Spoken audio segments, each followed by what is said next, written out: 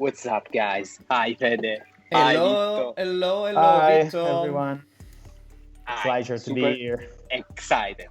Hi, super excited. Vittorio, you have 1 minute to answer 2 questions. Who you are and a quick, brief introduction of your story. Go. Well, I'm an Italian designer, and first time for a podcast for me, so it will be something new for sure. And I'm an interior designer specialized in interior for yachting and motorhomes, and let's say mostly on bespoke design. So it means that it's really difficult for me to explain exactly who I am, because I mostly work on designing product, interior, exterior of yachting and motorhomes. And so let's say I'm simply a designer who try to do his best as usual. Wow. Mission complete. Yeah. Nice job. Not too shabby, as they say. I would probably call you, in a more fancy way, luxury product designer. How about that? Well, want to add it to your could be. LinkedIn right now? It could be for sure. As I was saying before, not so easy to upheld myself in a way like if I'm a designer, a yacht designer, an architect, or whatever else, because I'm doing many different things. And so simply the easiest is to say a designer trying to do a luxury product, for sure. Well, we said luxury and we mentioned yacht, but Yeah. let's just give an idea. For example, we can't really see your background because right now we're testing a brand new frame with this podcast. You know, we always have to do something fancy and new. But tell us some of the work you did. So I will give you an extra minute for that. Yeah, for let's say that I started my career working on a yacht studio and doing interior design and exterior for this studio. So we usually did bespoke project for private clients. Means doing big motor yachts, let's say mega yachts from 30 to 60 meters, doing interior and exterior design.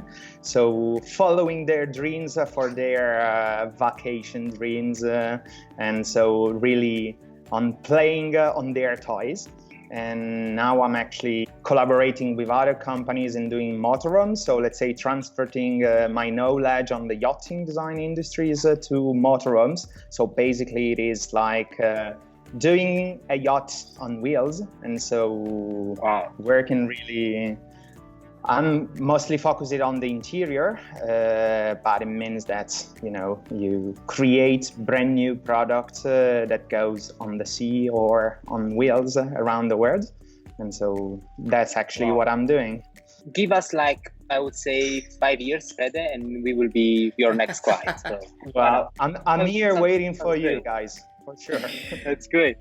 Vito, may I ask you, how did you discover this passion? Because nowadays, look, when I'm listening to you, it seems like something you already have since you were a child. No, let's say that it's not something that I discovered one day.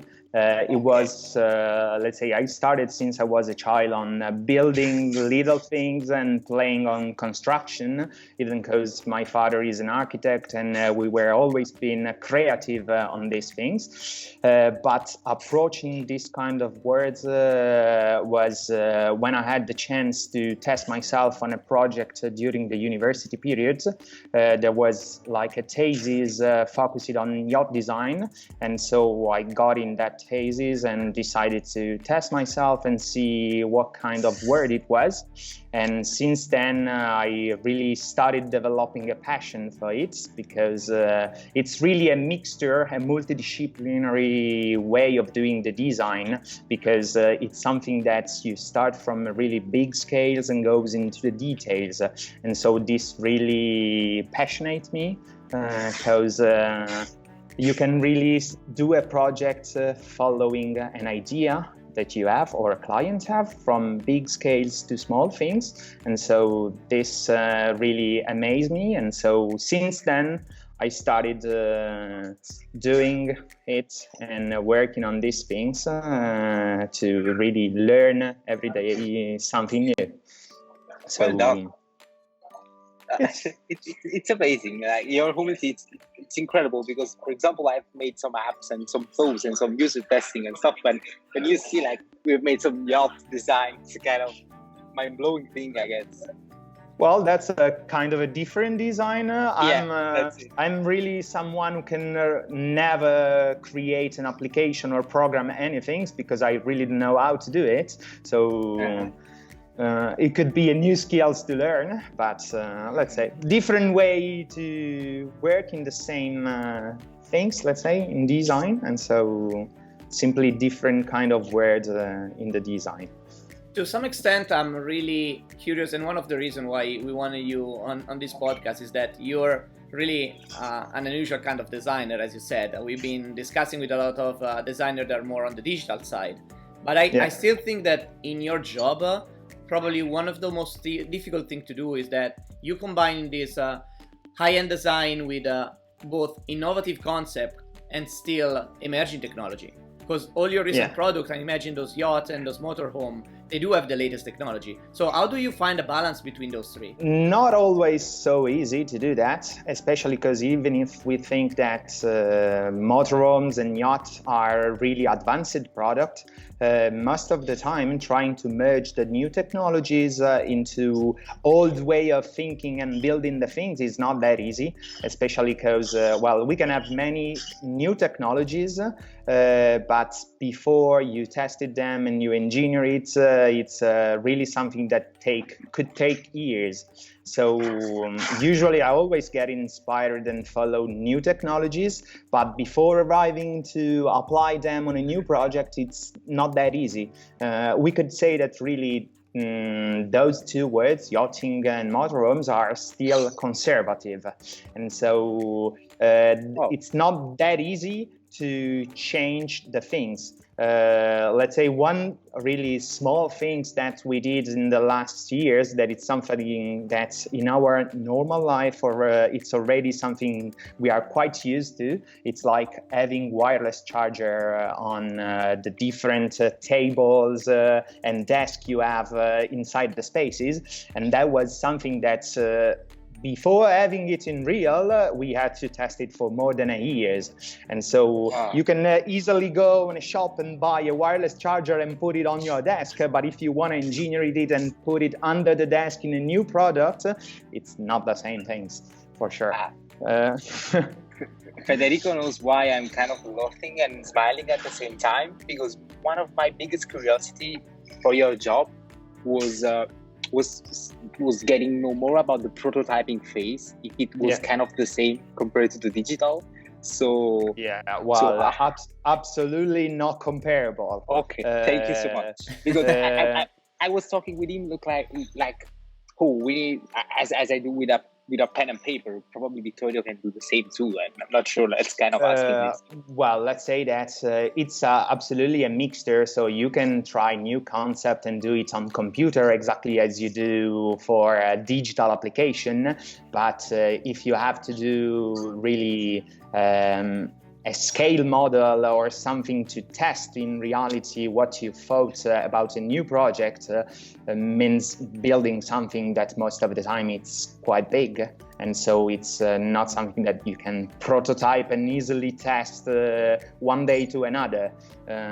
So usually even those things takes time, so it means that most of the time we create like small rooms in which you build up like the interior for a new project and you tested it, but it's not already applied on a boat or on a motorhome. It's really like making a mock-up to test the little things. But most of the time it happens that you simply go to the end of the project, you tested it, and if it doesn't work, you will do better the next time. Fair enough. Simple enough.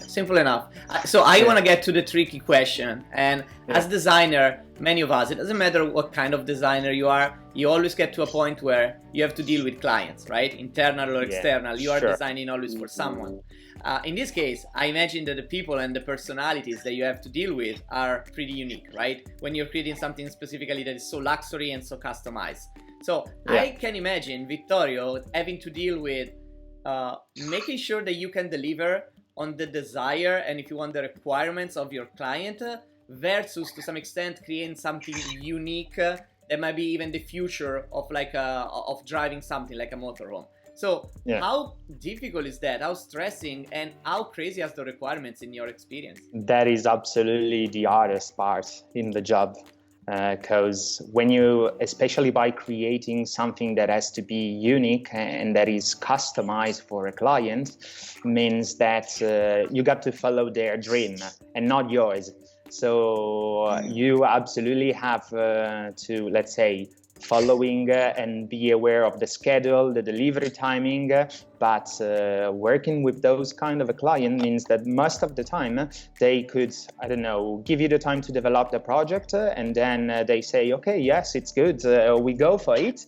And then maybe they go to a friend's motorhome or a friend's boat or they go in a new hotel and they used to send you a WhatsApp saying, hey, I want to change my project, I want this one. And so not always easy for sure, but it's always, let's say, the nice part of the job, because every time you approach a new project, it's really a new one. It means that most of the time you create something that will be unique and not recreated another time. So everything is really personalized and bespoke on the different clients. But for sure, managing and understanding what they want, it's not an easy stuff on a daily routine. Could you please share the biggest mistake you have made during this consultant design work you are doing that you are the most proud of? I really don't know exactly what to say about this, but the biggest mistake was once we delivered an interior that was already been seen by the client, and once he said, no, I really don't like it, I want to change everything, and by sending him again the same things, doing the mistake, they said, well, it's really nice, we love it. And we were like, what? Excuse me? Is that real? So let's say it was a mistake, but at the end everything went quite well.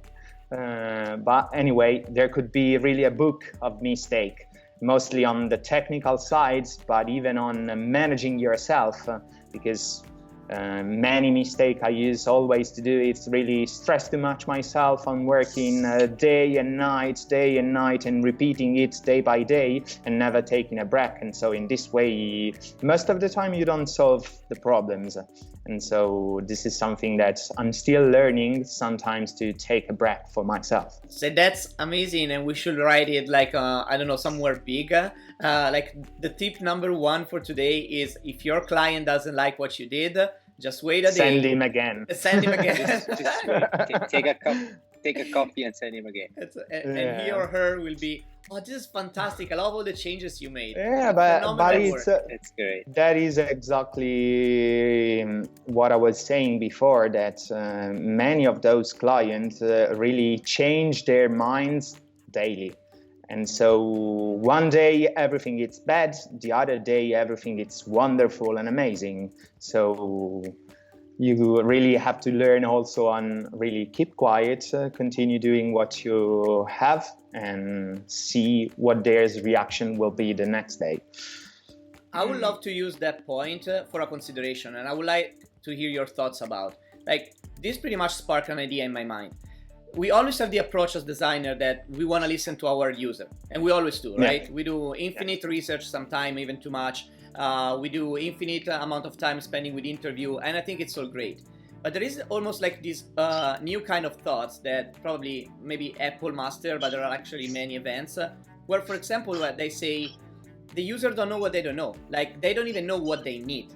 So sometimes it's just you have to create a need for them. So if you look in the history, imagine when the SMS, the text was invented. Nobody was texting. And then you came out with the text and it became a massive cultural event.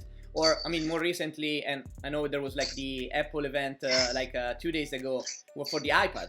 Nobody needed an iPad. Nobody was using the tablet. And now, pretty much iPad, but mostly say that we'll be cannibalizing even the use of laptop computer. And I think it makes sense to some extent to, as you said, follow your dreams and understand their dreams, but understand that nobody really wants what they want, and there's always this element of novelty that can really make the difference. So what's your take? And again, we're always talking about balance. What do you guys think? Well, I think that is absolutely true. In the things I usually do, the photo of a client, it's, let's say, the main indication and the main direction you have to follow.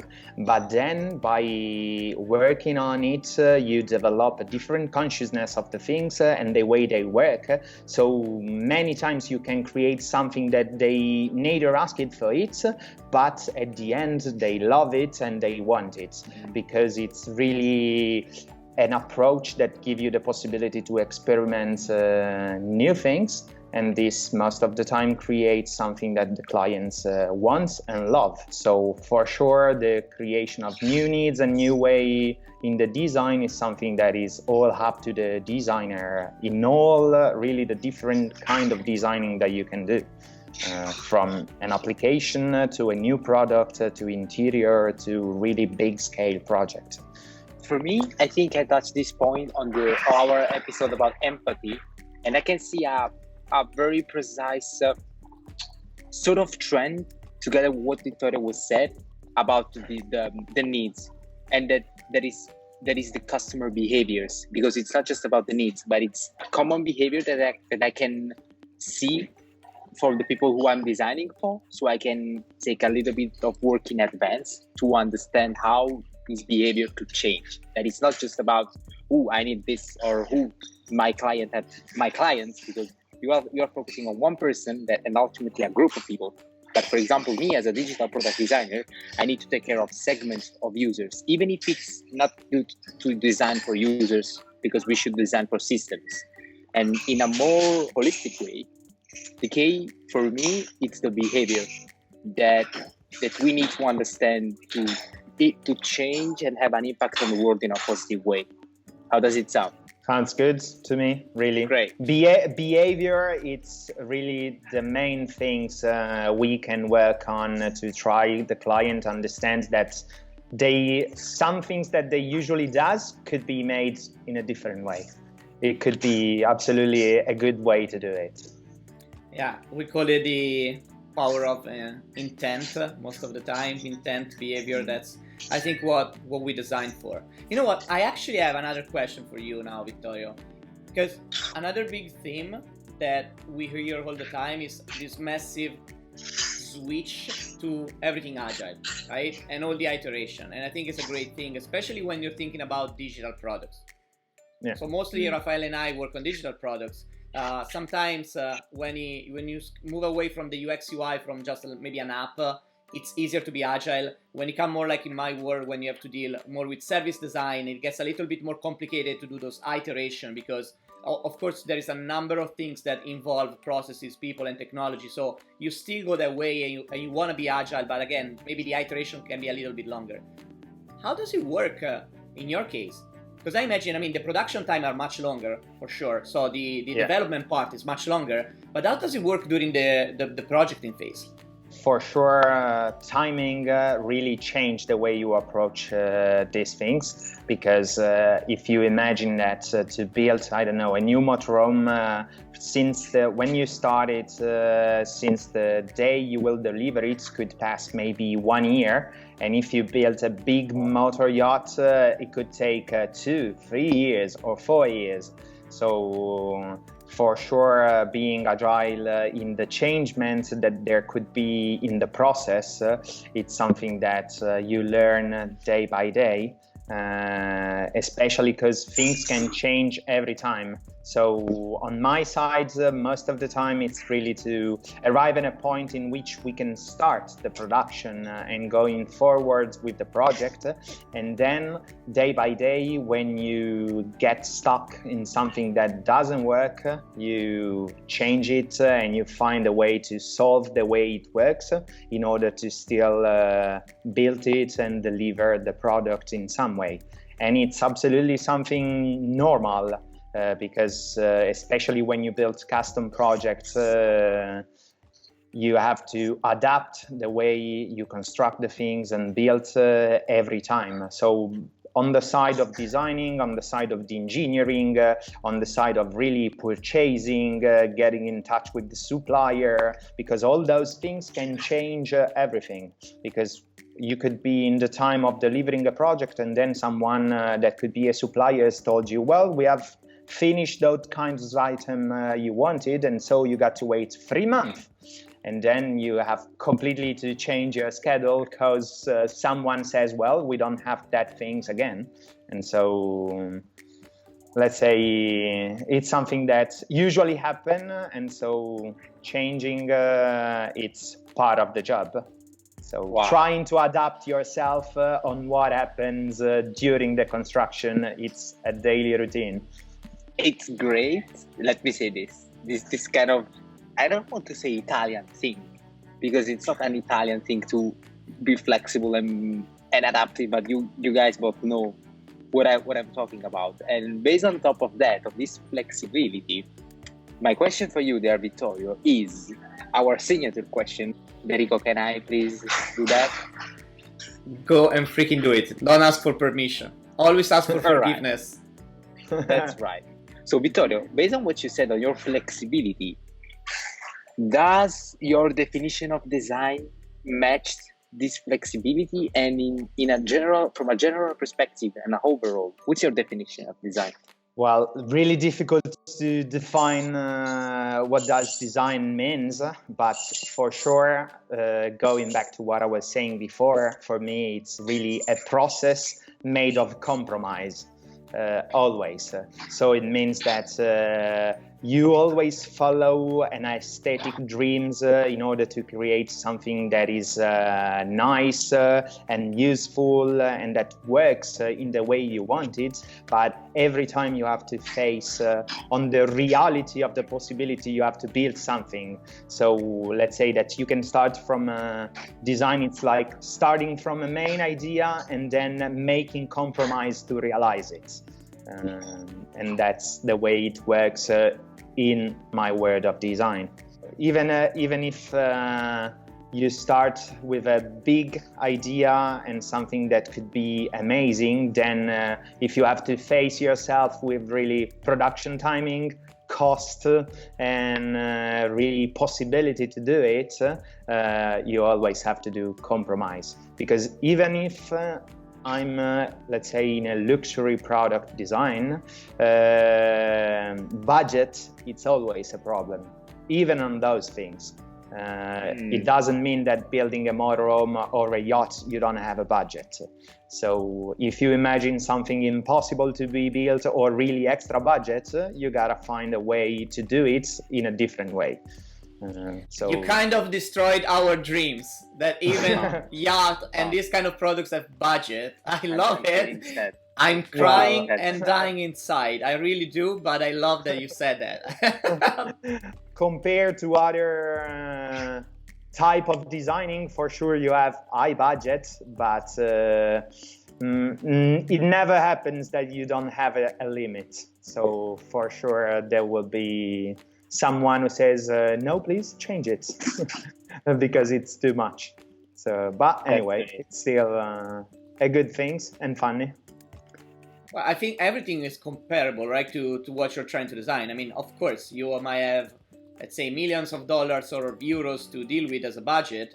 Sometimes you have it even on the digital side, but the point is that your materials and the things that you have to do, they cost a ton of money. You're talking, imagine, with a kind of marbles and fabrics, so there might be gold involved. So you have to use that budget for even the materials itself is super high-end, right? Sure, they are, exactly. So it could be that you have 4 or 5 times more budgets than a normal house, but you still have it. So you cannot imagine on building everything in gold if you don't have the budget to do it. So it's always really a compromise and a balance between things in order to create something unique and pleasant, but that will be possible to be built and in the budget. Another question just popped up, because another of the big themes of design is, I wouldn't say design, actually, I'll take it back. For every creative, no matter what you do, The dream of every creative is doing the things I love in the way I love it. Not only the things, but even the way I do it. Because everyone has his own style when you create something, no matter what it is, if you are a creative mind. So, in your experience, Vito, you have to deal with desires from, let's say, the customers, right? But how important is kind of like your portfolio or the things of the idea that you carry and show to them, right? In saying, this is the way I think a yacht should be, or this is the way I think a motorhome should be, right? Because I imagine that would be maybe quintessential to like building your brand as a designer, as a creative, towards the other way around would be, oh yes, we'll do everything you want, sir, right? So how does it work in your work? You can, let's say, most of the time you get in contact with a client because they saw what you have done before. And even if you follow their dream, then most of the time it's really like a behavior or a way they use the things. You have, I used to express myself and design something that I love in my style. It means that even on those things, I really fall in love most of the time with the project I do, because even if you follow their styles, their idea of creating something unique for themselves, you express the way of you do the design. So it means that even if you do something for someone who has a completely different styles to yours, you try to find a balance in between your way of doing the design to their idea of having something unique for them. But let's say that usually when I start from scratch a new project, I'll go on it following my idea. And then when you have their feedback that says, I love it, you go forward. If they don't like something, you change and you try to apply their ideas on your project. So this is actually the way I do, because this also creates really a consequence in between the different projects, in order that even if you work for different clients or you create different projects, there always could be a way to find a line in between the different projects that says, I did it because of those things. And so keep your craft always. Let's say at least trying to do it. Sometimes you cannot, but most of the time you gotta try. It was amazing, Vittorio, honestly. The part of the compromising thing, it's so true. And it was really inspiring to listen to you. Thank you so much for your time, for coming here. And feel free to leave us a brief for a yacht when you want. Whenever you want to build a yacht or a motorhome, really, you know where I am. You just have to call me. For the listeners out there, Vittorio also has like a user testing. So if you feel like you want to test a yacht or a motorhome, you can connect with him, and he's gonna have you get this amazing experience, right, Vittorio? No? For sure, I'm here for it. Why don't we start it? Let's do a user testing group for bespoke luxury product, so you can have our selected group of people. We can go on and have a weekend on a motorhome, or we can test a yacht for a short vacation, and you got all the precious feedback that you want, because you can't really have your client going there, right, the first time. So you can use us and other people as beta tester. How about this idea? Why not? I really would like to be a tester too, because believe me, it's not that used that we test what we design. So it could be something nice also for me to be a tester on what I used to design. Awesome. The best part of this one is that I think we frozen, Raffaele is frozen. I think that was too much for him to bear. So at this point, I would probably then call it a day. Okay, so looks like we're back. Full disclosure. We stopped it and we're doing this again, so you guys know this is not live. But Raffaele apparently got MIA, and welcome back. I'm in London. Just give you a little bit of context, guys. And this this talk with Vittorio was amazing, but you have a key takeaway. I have a key takeaway for this. That is, you need Wi-Fi to create everything. But it was crazy because you just crashed and I reappeared. Thank you so much, Vittorio. That was amazing. I wanted to just give you best of luck and best of success in everything. And Vittorio, I really think that next time we would like to add not only motorhome, not only the yacht. I would like to see also a jet experience. Can you do that? That could be nice. That could be nice for sure. Especially because you know that most of those kind of a clients also has a jet. So that is simply something that I didn't have the chance to do yet, but I really looking forward to try to do the first one. Why That's not? it. That could be nice. That could be nice. And it is. Tonight, Vittorio Pieroni is gonna work on his portfolio and add jet to it. So, yoo-hoo! That could be fine. That's great. Thank you very much, guys. Take It care. was really a pleasure. Okay, grazie. Thank you. Thank you. Ciao. Bye, guys. It was a Ciao pleasure. belli. Ciao.